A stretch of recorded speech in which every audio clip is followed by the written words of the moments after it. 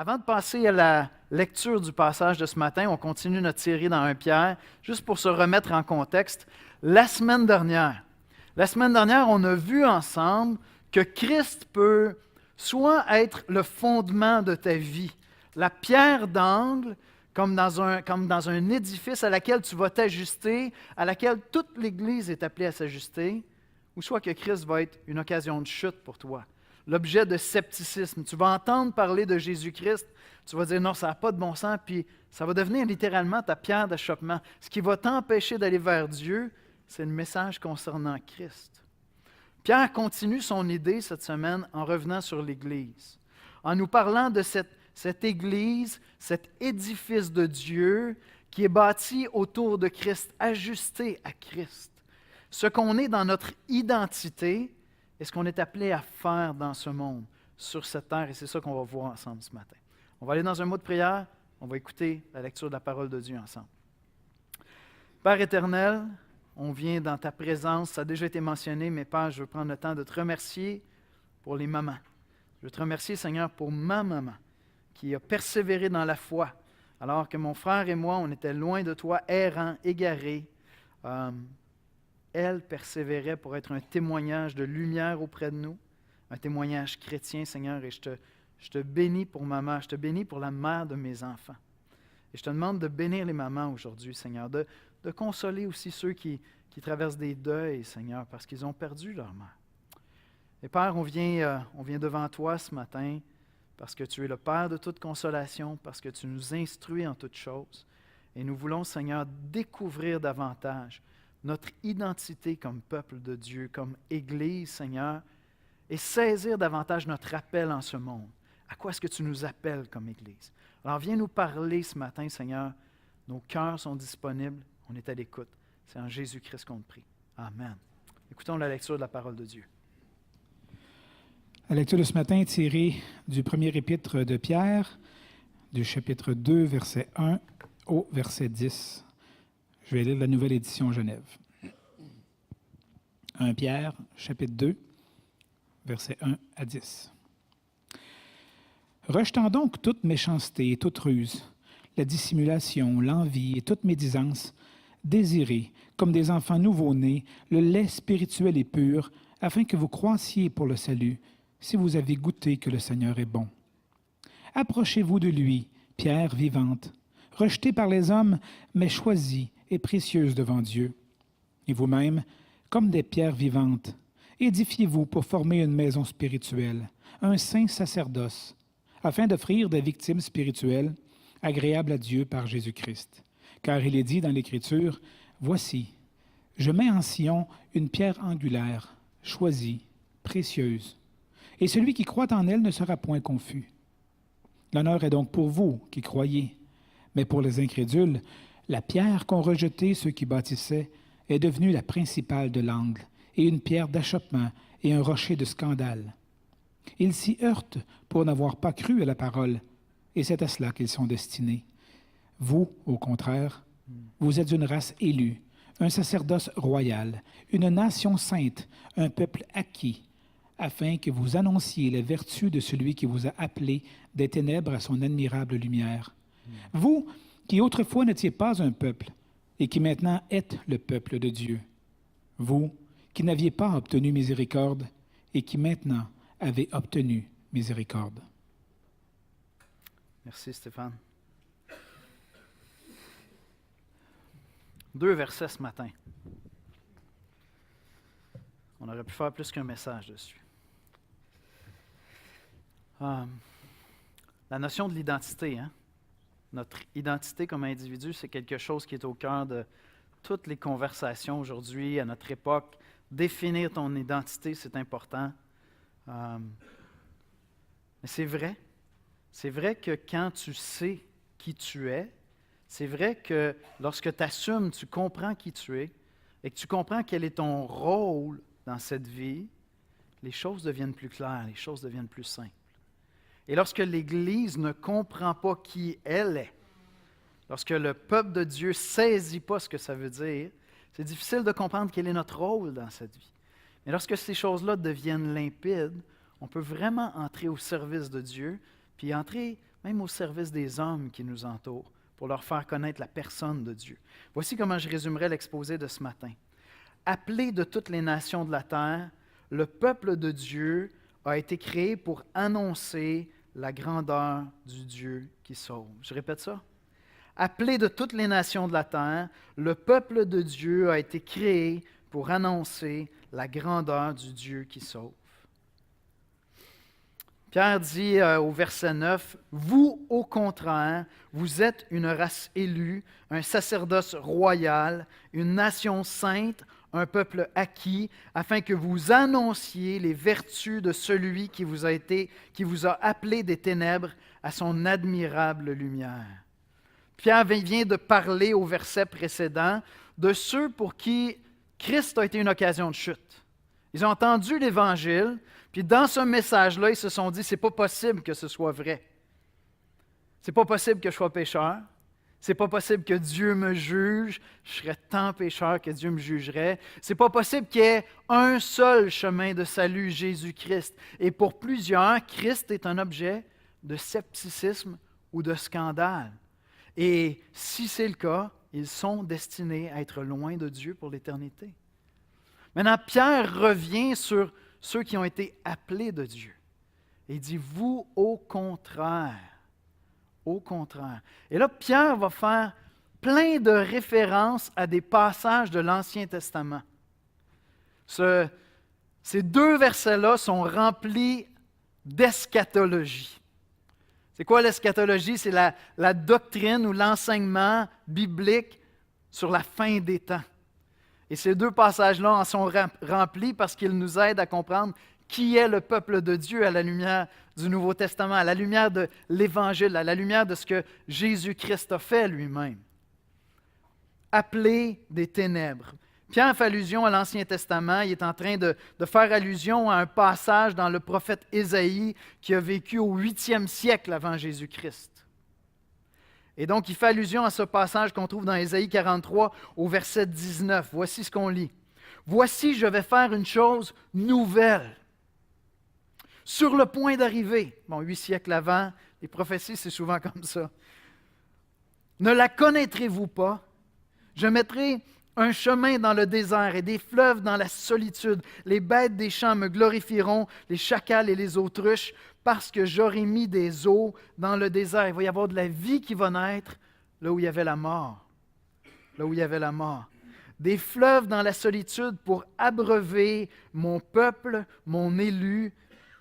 Et soyez attentifs aux prochaines paroles. Le peuple que je me suis formé publiera mes louanges.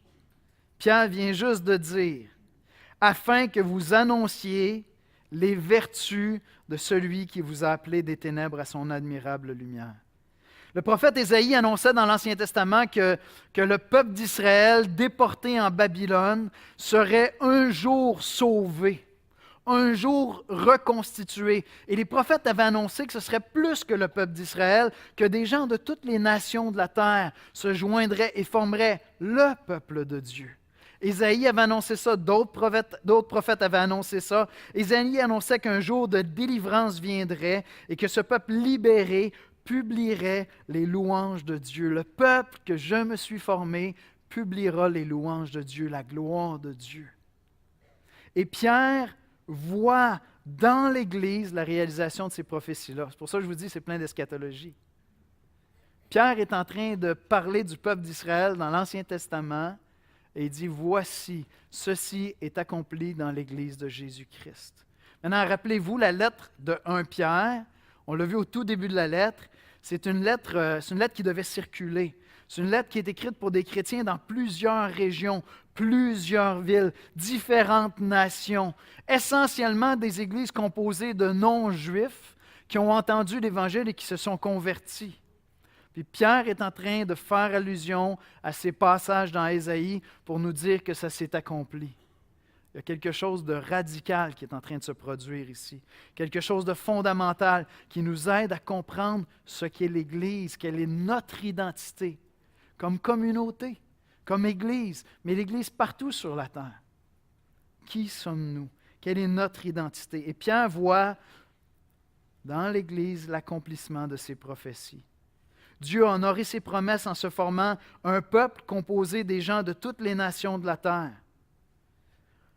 Dieu avait annoncé qu'un jour, il restaurerait son peuple. Son peuple avait été déporté parce qu'il avait rejeté Dieu, il s'était rebellé contre Dieu. Et Dieu avait annoncé qu'un jour, il les restaurerait. Je vous lis encore quelques versets dans Ésaïe 43, versets 22 à 25. « Et tu ne m'as pas invoqué, ô Jacob, en parlant d'Israël, car tu t'es lassé de moi, ô Israël. Tu as abandonné ton Dieu. Tu ne m'as pas offert tes brebis en holocauste et tu ne m'as pas honoré par tes sacrifices. Je ne t'ai point tourmenté pour des offrandes et je ne t'ai point fatigué pour de l'encens. Tu n'as pas pris d'argent acheté pour moi, tu n'as pas à prix d'argent acheté pour moi des aromates et tu n'as pas ramassé de la graisse pour tes sacrifices, mais tu m'as tourmenté par tes péchés. » Le peuple d'Israël était rebelle, s'est éloigné de Dieu, Dieu les avait frappés. Tu m'as fatigué par tes iniquités. Et Dieu dit, c'est moi qui efface tes transgressions pour l'amour de moi, pour l'amour de son saint nom. Parce que Dieu est plus grand que la petitesse des péchés d'Israël ou de nos péchés, et je ne me souviendrai plus de tes péchés. Pierre dit, dans 1 Pierre 2, vous, au contraire, vous êtes une race élue, un sacerdoce royal, une nation sainte, un peuple acquis, afin que vous annonciez les vertus de celui qui vous a appelés des ténèbres à son admirable lumière. Pierre est en train de faire allusion à ces prophéties dans Ésaïe. Puis il dit, à travers l'Église, ça s'est accompli. Un peuple qui n'était pas un peuple a été créé. Il y a une allusion à un autre passage au tout début de la Bible, dans Genèse. Et je pense vraiment que c'est une allusion à ça. Cette idée que Dieu a appelé et par sa parole, il a suscité des ténèbres un peuple qui vient dans la lumière. Et comme beaucoup de théologiens, beaucoup de docteurs de la parole, je vois dans ça une allusion au moment où Dieu a créé les cieux et la terre. Et il a pris le chaos, ce qui était informe et vide, et il a appelé du chaos la vie. Entre autres parce que l'apôtre Paul lui-même va faire allusion à ça. Je vous le lis dans un instant. Mais laissez-moi vous lire dans Genèse 1, les versets 3 à 5. Dieu dit que la lumière soit et la lumière fut. Dieu vit que la lumière était bonne. Et Dieu sépara la lumière d'avec les ténèbres. Dieu appela la lumière jour et il appela les ténèbres nuit. Ainsi il y eut un soir et il y eut un matin. Pierre compare en quelque sorte la conversion d'un individu, la naissance de l'Église, à cette création que Dieu fait quand Dieu prend le chaos, le désordre, et qu'il appelle la vie hors du chaos. Et je crois vraiment que Pierre est en train de faire cette comparaison pour parler de nos propres conversions.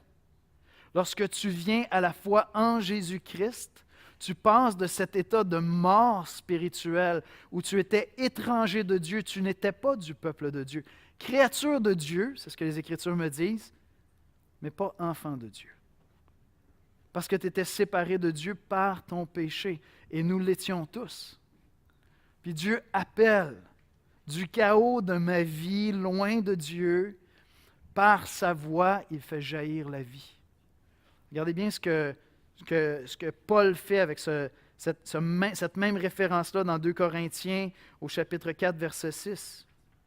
Paul dit, « Car Dieu qui a dit, la lumière brillera du sein des ténèbres, » fait allusion à Genèse, a fait briller la lumière dans nos cœurs pour faire resplendir la connaissance de la gloire de Dieu sur la face de Christ. Paul dit que lorsqu'un individu qui ne connaissait pas Dieu, il avait peut-être des idées sur Dieu, il avait une intuition sur Dieu, il imaginait Dieu, il y avait une idée qui s'était faite de la personne de Dieu, mais dans le fond, il ne connaissait pas personnellement Dieu. Puis lorsque l'Esprit de Dieu vient éclairer nos cœurs, les ténèbres de nos cœurs, et que Dieu vient nous faire connaître la personne de Christ, Dieu vient faire briller la gloire de Dieu sur le visage de Christ. J'entends parler de ce que Jésus a fait, de ce qu'il est venu accomplir, son message, son œuvre, sa mort à la croix, sa résurrection. Progressivement, l'Esprit me révèle l'œuvre de Christ, la personne de Christ. Sur le visage de Christ, je découvre la gloire de Dieu. Je découvre enfin qui est vraiment Dieu. Je découvre qui est Dieu. C'est une œuvre de création qui est en train de se passer. Dieu est en train de me mettre au monde spirituellement. Donc, Pierre emploie depuis le début de la lettre ce langage-là de régénération, d'une nouvelle naissance. J'étais dans les ténèbres de la confusion. Je marchais à tâtons comme quelqu'un qui ne voit pas. Puis Dieu est venu éclairer mon cœur.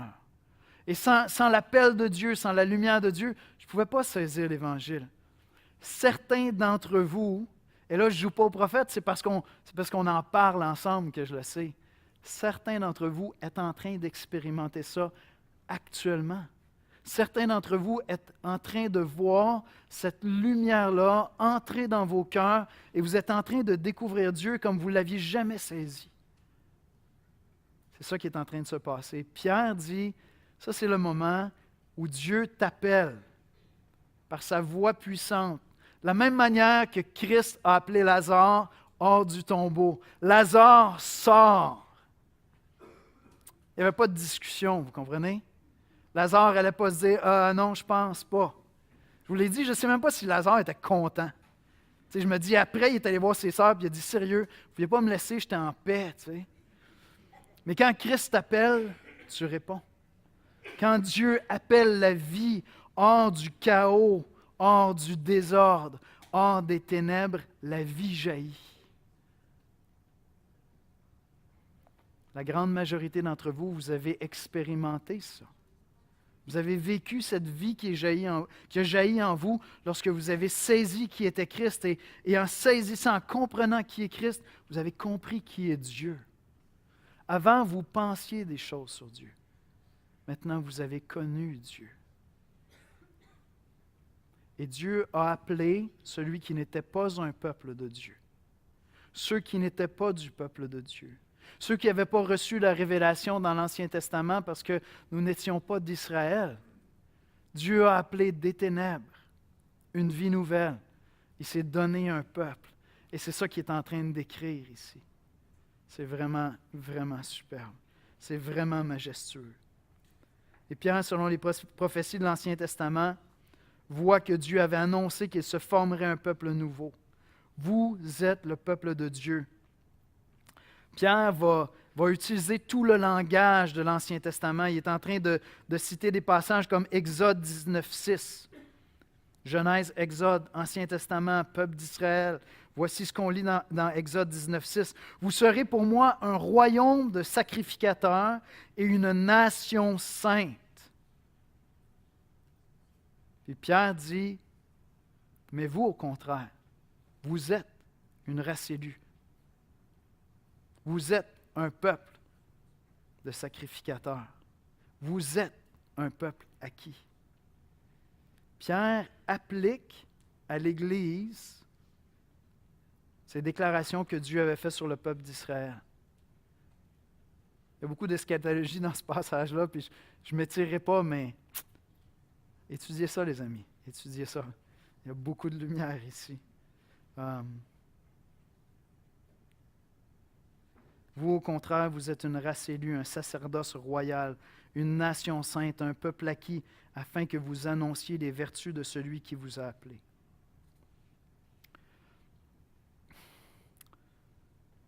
L'Évangile, lorsqu'il entre dans la vie d'un individu, crée une nouvelle naissance. L'Évangile, lorsqu'il entre dans une communauté, chaque fois que les apôtres arrivaient dans une ville, chaque fois que les chrétiens arrivaient dans une ville où il n'y avait pas de chrétiens, ils commençaient à prêcher l'Évangile. Ils annonçaient l'Évangile. Puis là, la lumière commençait à entrer dans des cœurs. Il y avait des nouvelles naissances qui arrivaient. Un peuple nouveau était créé au milieu de la ville. Les chrétiens ont été persécutés beaucoup au début de l'histoire de l'Église parce qu'ils prétendaient être un nouveau peuple. Ils faisaient partie de la ville où ils habitaient. Ils étaient citoyens de la terre, mais citoyens des cieux en même temps. Et l'Église de l'Espoir est une belle représentation de ça.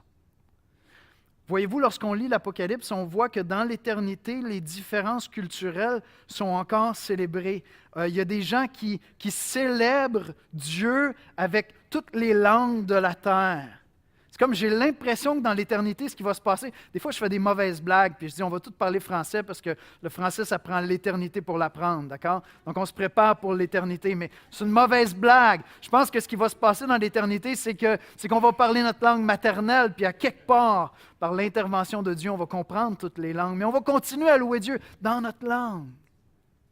Et donc je vois dans l'éternité cette diversité-là continuer à être célébrée.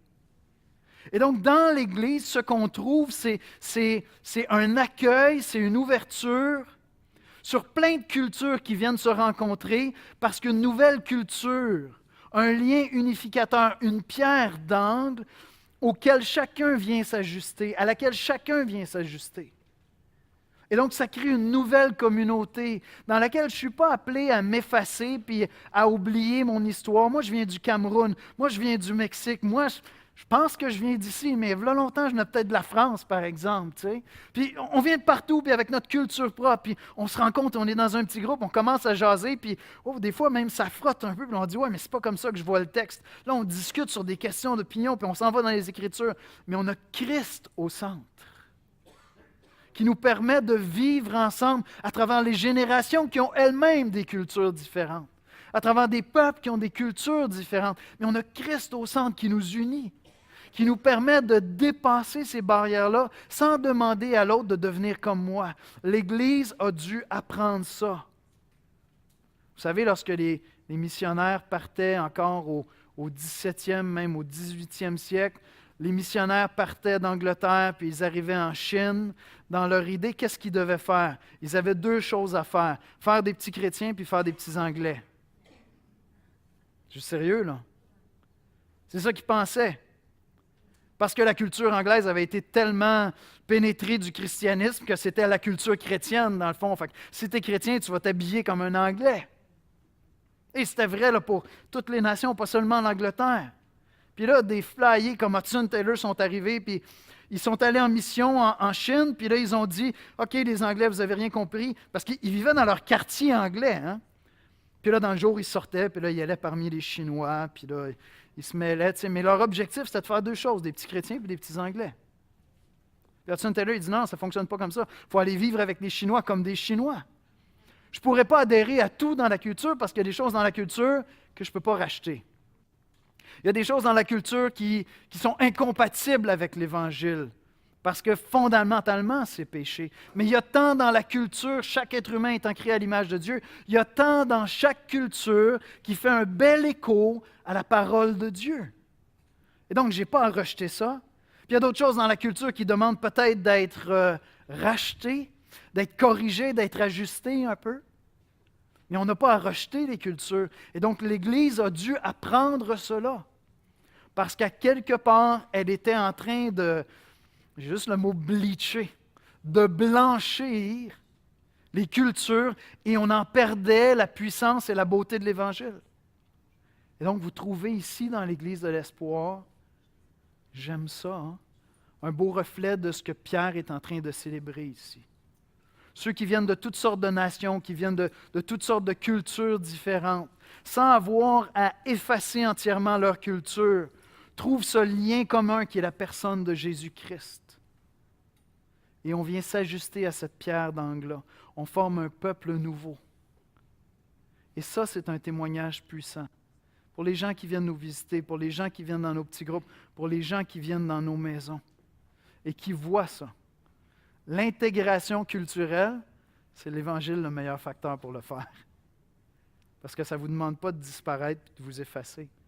Ça nous demande de vivre ensemble avec l'Évangile au milieu de nous. Amen? Et on trouve ça dans l'Église de l'Espoir. Quelle bénédiction, quelle richesse, quel témoignage puissant et beau pour l'Évangile. Et ça me demande d'aller vers l'autre. Si on est un peuple, si on est appelé à vivre ensemble, le livre que je citais tantôt, Côte à côte, c'est un bel outil. Parce que ça me demande d'aller vers l'autre puis dire, toi qui es différent de moi, je reconnais en toi l'Évangile de Christ. Je n'ai pas besoin de plus pour faire un pas. Je n'ai pas besoin de plus pour m'approcher de toi. Après ça, les différences, c'est une occasion de découverte. C'est une occasion d'enrichissement, c'est une occasion de réflexion, c'est une occasion de bénédiction. Et donc, je t'encourage à développer des relations, pas juste avec ceux de ta génération, pas juste avec ceux qui viennent de ta culture, de grâce. C'est tellement une mauvaise représentation de l'Évangile et de la puissance de l'Évangile.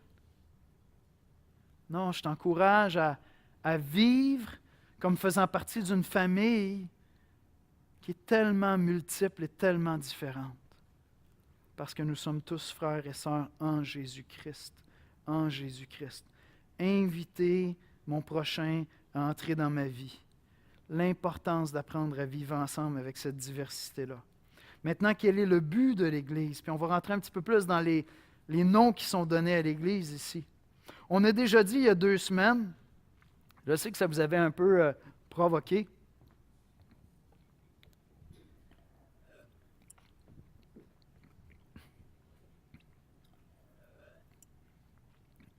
désolé.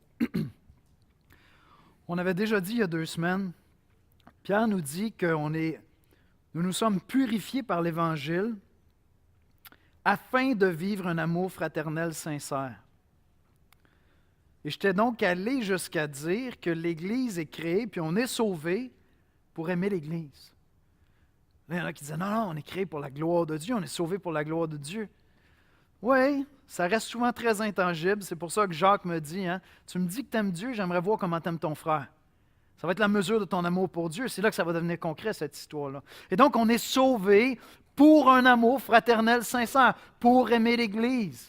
C'est un des aspects, c'est un des éléments. Pierre nous dit ici que nous avons été créés par l'Évangile comme peuple de Dieu pour annoncer la grandeur de Dieu. Pour annoncer la grandeur de Dieu. Créé par l'Évangile pour annoncer la grandeur de Dieu. Il y a une référence à Osée dans ce passage-là.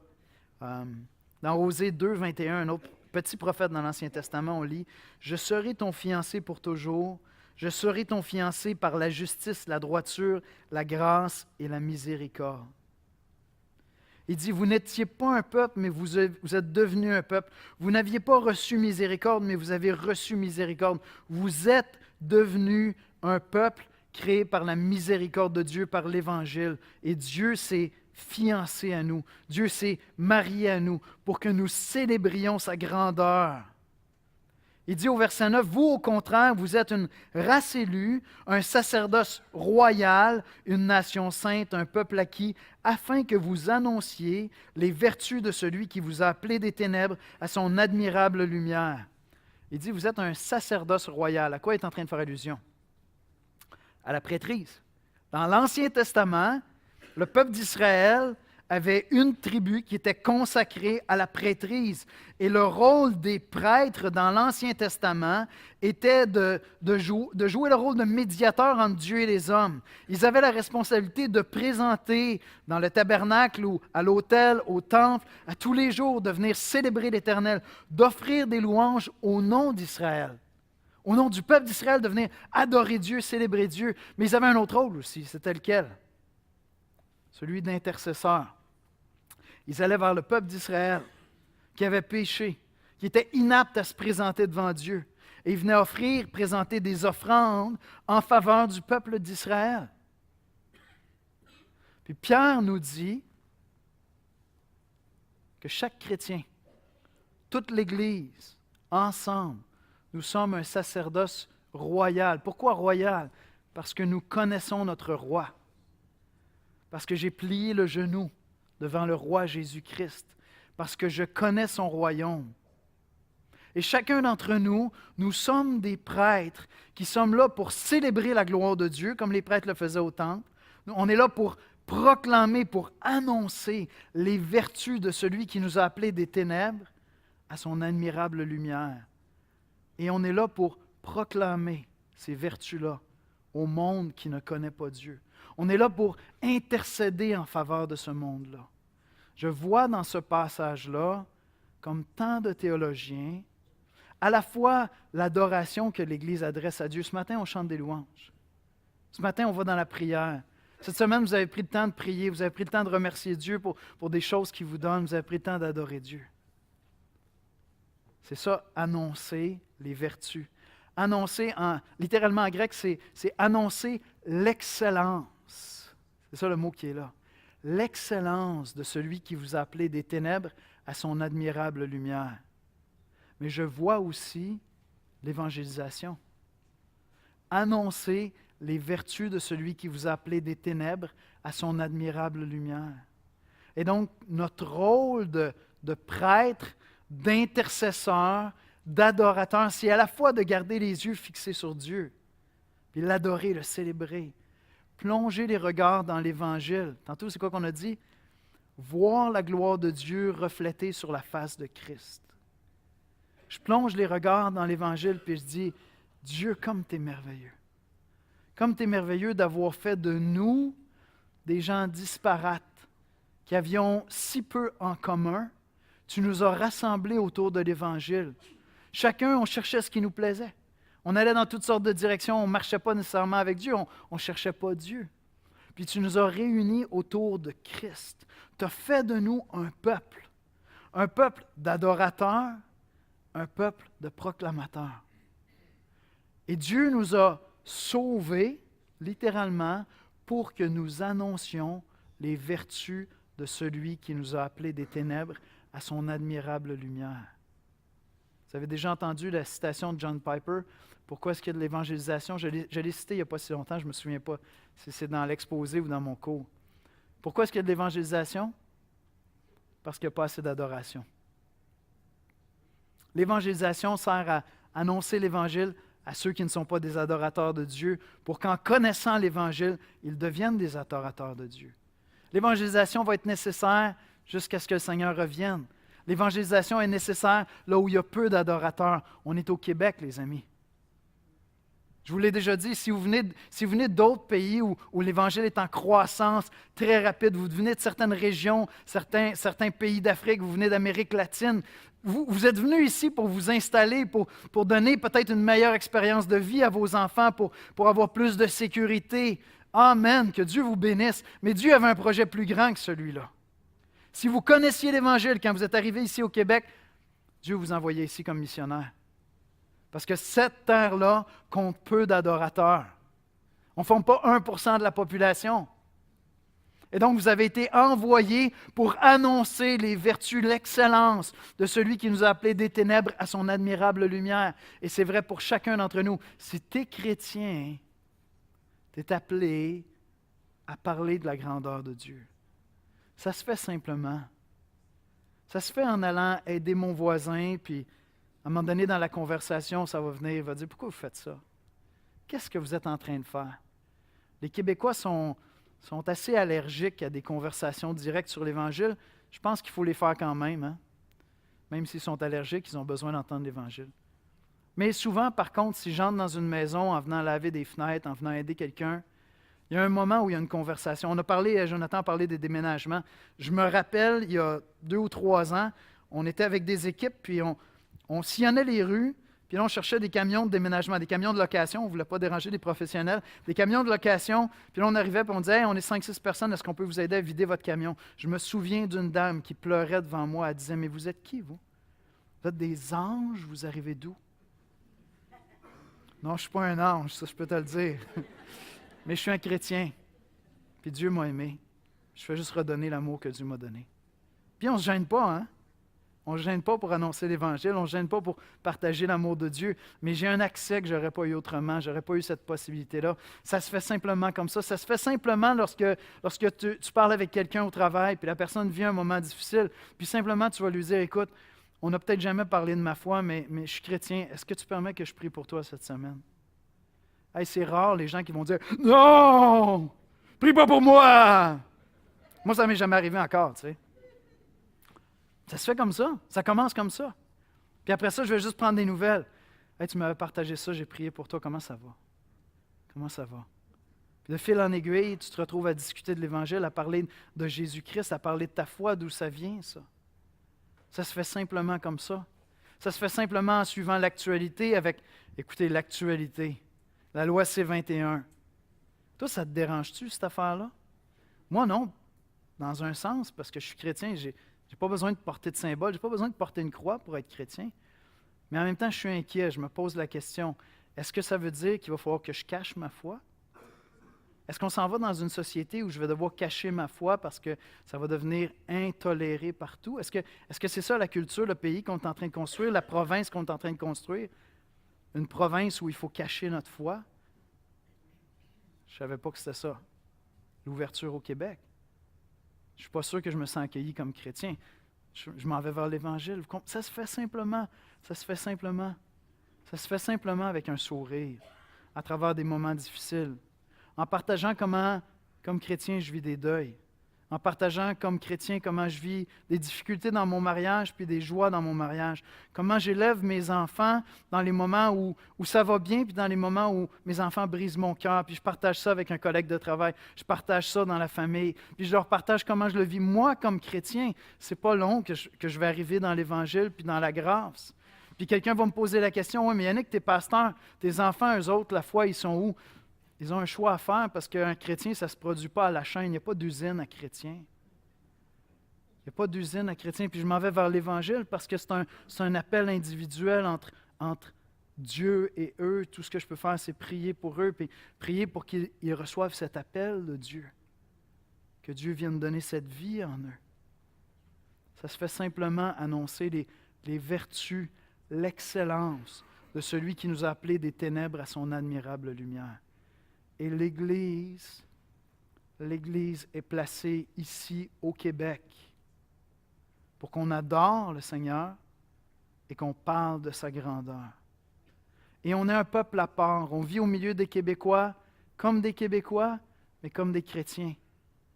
On vit ici une unité, une communion qui est difficile à rencontrer simplement partout dans la culture. Une intimité entre des générations, entre des cultures différentes que tu ne trouves pas facilement ailleurs. Je ne dis pas que c'est nulle part présent, mais d'une manière vraiment spéciale. J'aimerais inviter les musiciens à venir me rejoindre à l'avant. Je ne sais pas si Christ est pour toi une pierre d'angle, un fondement dans ta vie ou une occasion de chute. Je ne sais pas si, dernièrement, tu entends l'appel de Dieu. Tu vas me dire, c'est subjectif, oui, mais si tu es en train de le vivre, ça va devenir de plus en plus réel, même si c'est subjectif. Je te l'assure. L'appel de Dieu est irrésistible. Il y a un moment où tu dis, Seigneur, lâche-moi. Puis il y a un moment où tu dis, Seigneur, c'est moi qui lâche. Je te suis maintenant. Je te suis maintenant. Et ma prière pour chacun d'entre vous, c'est que vous cherchiez à connaître Jésus-Christ.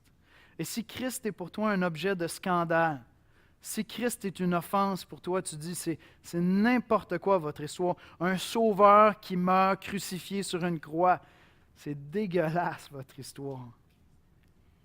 C'est aussi dégueulasse que le péché est dégueulasse, c'est tout, c'est tout. C'est juste à la hauteur de nos péchés. Et donc, je te mets au défi d'explorer l'Évangile, de poser des questions. Mets au défi un ami chrétien de défendre l'Évangile. Mets-le au défi. Fais la conversation avec lui. Et si au contraire, tu as plein de questions, mais plein d'insécurité, demande-lui, hey, est-ce que tu viendrais marcher avec moi un temps pour qu'on ouvre les Écritures ensemble? Et peut-être qu'il y a quelqu'un au travail, cette semaine, à qui tu peux parler des grandeurs de Dieu, de celui qui t'a appelé des ténèbres à son admirable lumière. Parce qu'on est un peuple acquis à Dieu. On marche au milieu des Québécois, mais comme un peuple consacré à Jésus-Christ. On va prier ensemble.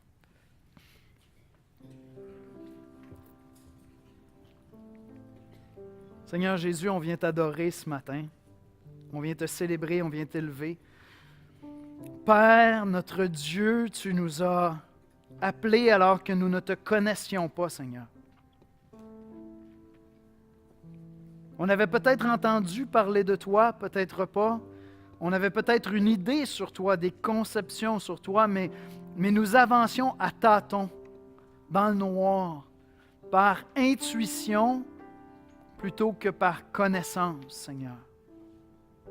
Et nous étions un peu partout sur la terre, de toutes sortes de nations, Seigneur, et tu nous as appelés, et tu nous as créés par l'Évangile. La bonne nouvelle de Jésus-Christ a fait de nous un peuple consacré à Dieu.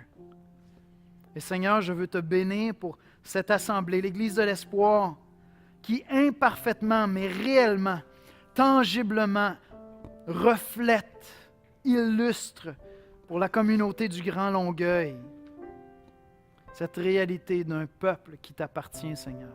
Ce matin, reçois nos louanges, reçois notre adoration. On veut, Seigneur, proclamer, annoncer, Seigneur, ton excellence, ta grandeur. Et envoie-nous cette semaine, Seigneur, dans nos familles, au travail, avec les amis, avec les voisins, Seigneur.